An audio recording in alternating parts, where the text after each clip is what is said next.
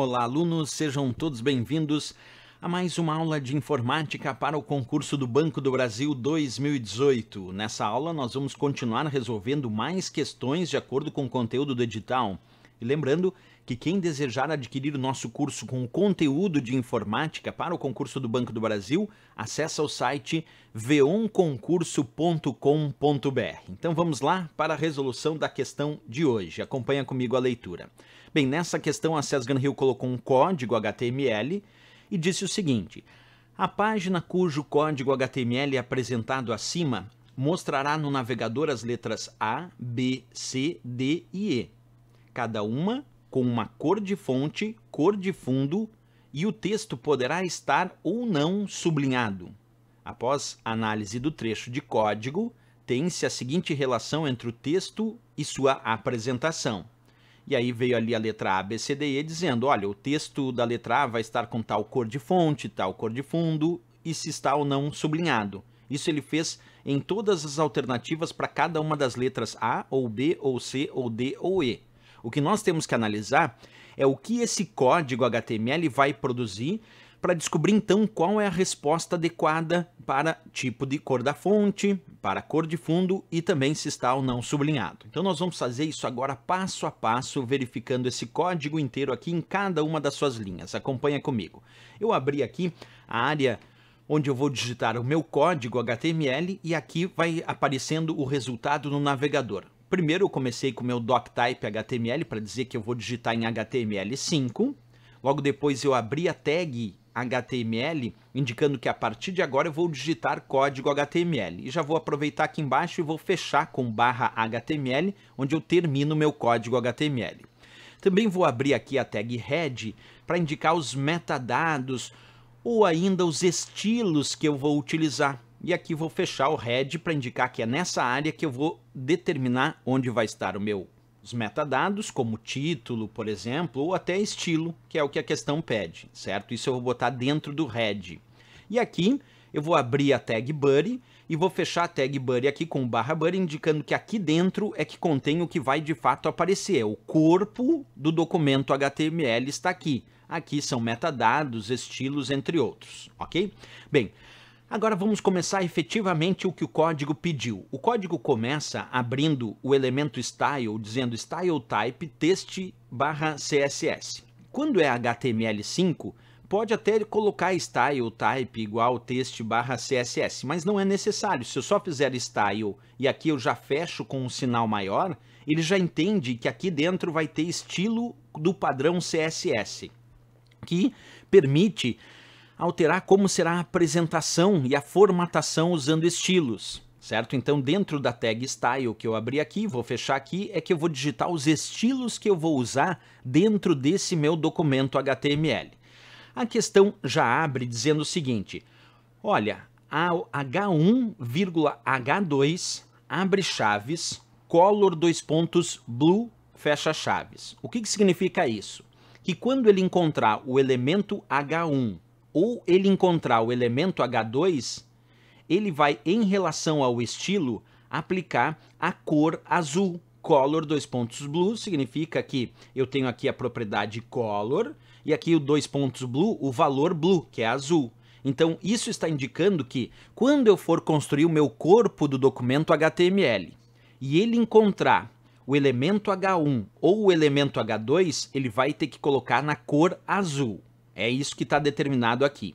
Então vamos começar aqui no meu corpo, no body, vamos começar indicando uma primeira tag, H1A, fecha H1. Isso quer dizer que agora, professor, mas o que é a tag H1? A tag H1, dentro de uma seção, indica uma ordem de títulos, subtítulos, subsubtítulos e assim por diante. Vai de H1 até H6, onde eu posso determinar naquela seção o que vai ter relevância de título, depois o H2 de subtítulo e assim por diante. Então aqui H1 é como se fosse um título, do qual eu escrevi A, como a questão pediu, e fechei a tag H1. Agora, o que ele vai ter que aplicar para esse H1? Lembra o que estava lá nos estilos? Ó, quando ele encontrar H1 ou H2 em algum elemento HTML, em alguma tag, ele vai ter que colocar color blue. Então, quando eu executar agora no navegador, a letra A ficou em azul.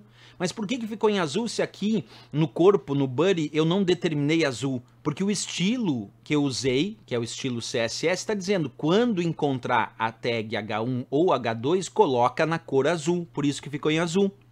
Vamos continuar. Observa, eu botei ainda aqui um H2 agora só para testar isso. Então, olha só, H2B. O B está em H2, como se fosse um subtítulo de H1, certo? Se B está entre H2, o que está dito lá em cima sobre H2? Que tem que ficar a cor azul. Ok, o B também ficou na cor azul. Mas percebe que o B ficou um pouquinho menor do que o A. E por que o B ficou um pouquinho menor que o A? Porque o A está dentro do H1, que é título.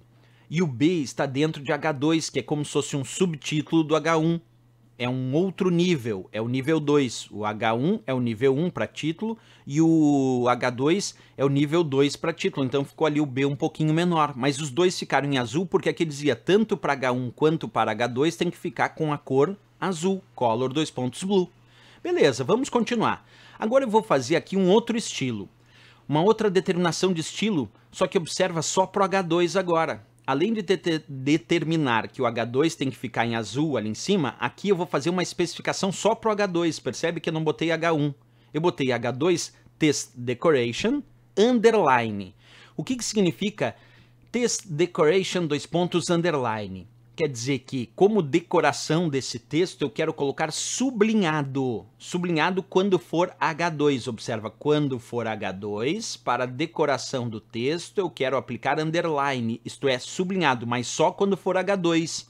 Então, observa, pessoal, que agora o B ficou sublinhado.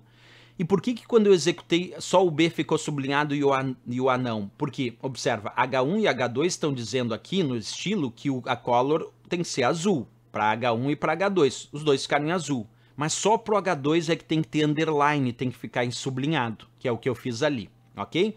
Bem, vamos continuar. Agora eu fiz uma outra ideia de estilo, só que agora observa que eu botei H2.x. O que significa? H2 é quando encontrar a tag H2, mas quando eu boto ponto .x, esse ponto indica uma classe. Dentro do H2, eu vou indicar alguma classe.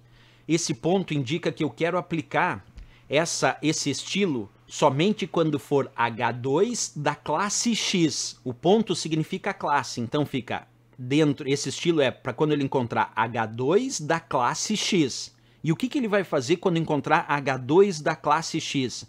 Ele vai fazer o background color red, quer dizer, a cor do fundo, background é fundo, então a cor do fundo vai ficar red, vermelho. E a cor do texto em si, que é o color, vai ficar preto, black. Observa, então esse aqui, essa tag é muito importante, porque ela está dizendo ó, que quando encontrar H2 da classe X, vai deixar o background color, quer dizer, a cor do fundo, em red, vermelho. E vai deixar a cor da fonte black, isto é, a cor preta. Vamos ver como é que vai ficar isso, abrindo aqui então embaixo, observa, eu botei H2 agora, class igual, entre aspas, X. Quer dizer, esse aqui não é um H2 qualquer. Esse aqui é um H2 da classe X. E aí eu botei o C como sendo o texto que vai constar da tag H2 da classe X. Então o C tem que carregar tudo que é do H2. E aqui do H2 ele carregaria a cor azul. Ele carregaria também o underline, que é o sublinhado, porque está ali para H2, mas observa que, na verdade, é H2.x, H2 da classe X, que aí o fundo tem que ficar vermelho e a cor, em vez de azul, vai ter que ficar preto, porque é color black. Então vamos ver como é que ficou na execução. Observa, o C, de fato ficou sublinhado, porque aqui em cima dizia ó, H2 Test Decoration Underline. Quando encontrar H2, não importa a classe, H2 genérico, tem que ficar underline, sublinhado. Aí depois, como ele é da classe X, o C, para a classe X tem que deixar a cor do fundo vermelho, que é o que ele deixou, e tem que deixar a cor do texto black, quer dizer preto, que é o que ele deixou. Percebe que embora o H2 genérico dizia que a cor do texto era blue, azul, como aqui teve uma especificação quando for H2 da classe X, Agora, como está especificado, então quando for da classe X, color black, quer dizer a cor preto, com o fundo vermelho. E o sublinhado sim, porque aqui dizia que o H2 genérico, não importa a classe, tem que ficar com underline, é o que ficou.